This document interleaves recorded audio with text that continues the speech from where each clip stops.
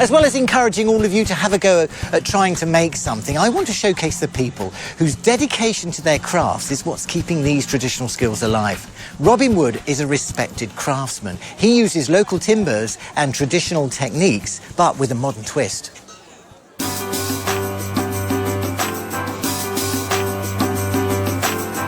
In the heart of Derbyshire's Peak District, you'll find a wood-turning workshop where old-fashioned manpower and traditional skills are the order of the day. Robin Wood, who is chairman of the Heritage Crafts Association, is so passionate about handmade that he even forges his own tools. Just looking around, Robin, you know, this is a great place to come and work, isn't it? It really is. This is your office space. It's not a bad office, is it, really? No. How long have you been based here? I've been here 16 years. How did you find the place? Did you grow up locally? No, I used to work for the National Trust, and this is a National Trust property. Yeah, it's a little hidden secret, isn't it? It's magic, but that is the Pennine Way. So you do get a lot of people walking past, but we're a long way away from the nearest cars. So where do you get all your wood from? Most of my trees come from local tree surgeons, so all within 20 miles or so. You can see that there's not a great deal in Edale, but the fact that it's local is important to me. Yeah. And that's very good. Well, you've got a nice piece of sycamore there, so we get started. Yeah, let's get to it.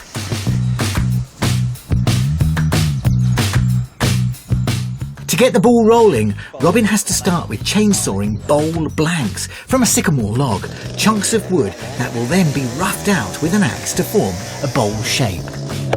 How long would this process normally take with that axe? It depends how good you are, but it'd normally take me probably about 20 minutes to rough a bowl blank with an axe. Yeah. I also cut them with a chainsaw, which takes about 10 minutes. Yeah. OK, let's look at the axe technique anyway and start it. Yeah. This is a little bit like survival skills lesson 101, and you can't get too gung-ho when wielding an axe, but I'm quite at home in a woodpile. You're doing remarkably well there. Have you done this before? Yes, I have, yeah. Well, like you, I've worked in wood all my life as well, but as an amateur, as a hobbyist. I built a clinker-built dinghy with my father when I was about 16, and oh, wow. Lots of furniture. Clinker-built boat's a fantastic project. I'd love to do that. Yeah, it was good fun.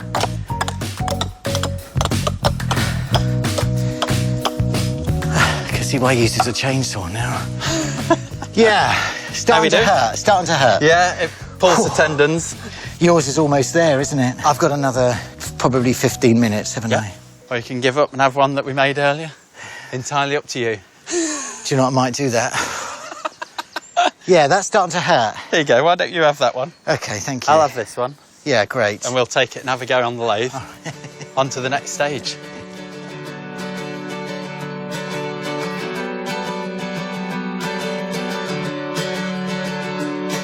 I'm really jealous of your setup.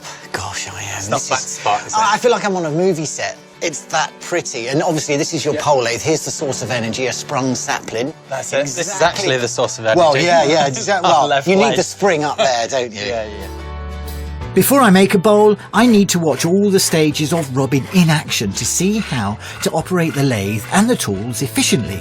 Although a bowl is a simple end product, it's extremely well crafted.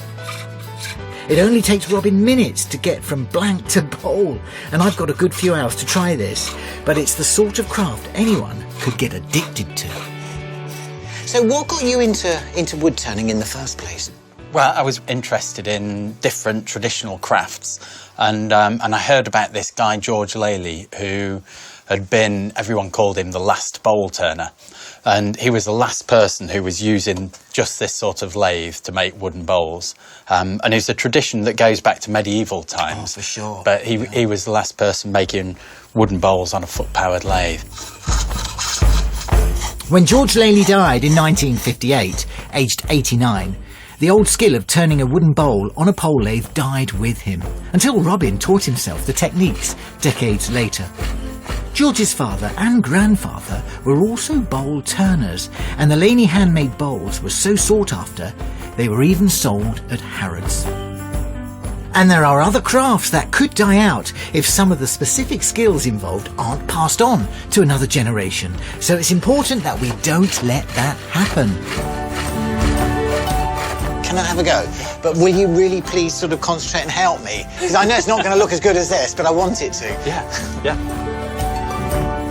Oh, bang on. Oh, not beautiful, bad, not beautiful. bad. That's pretty right, impressive. let's wedge that in tight, shall we? I wouldn't have a clue which one of those hooks to pick up that you've made. No, well, it's a bit of a lucky dip. I would start with that one, right hand end one? of this. Yeah, that one there is a good one for starting with on the roughing out.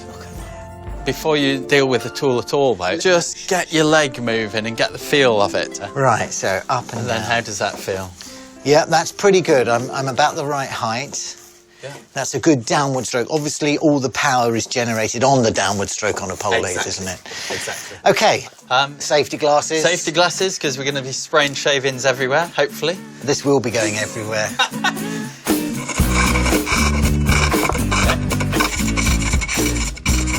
OK, I've got my rhythm going. There you go, there you go. Yes. Nice. Good work. Good work. Everything was moving then. This is such an enjoyable process that it's hard to remember to breathe. I'm concentrating so hard. Basically, we've roughed out now. That's the first stage. That should have took you about a minute there, but you've done well. Oh, my arms ache. Yeah. So what we've got to do next is two things. We've got to flatten the base off. OK. And then we're going to change tool and get a fine tool to get a really nice clean finish if we can.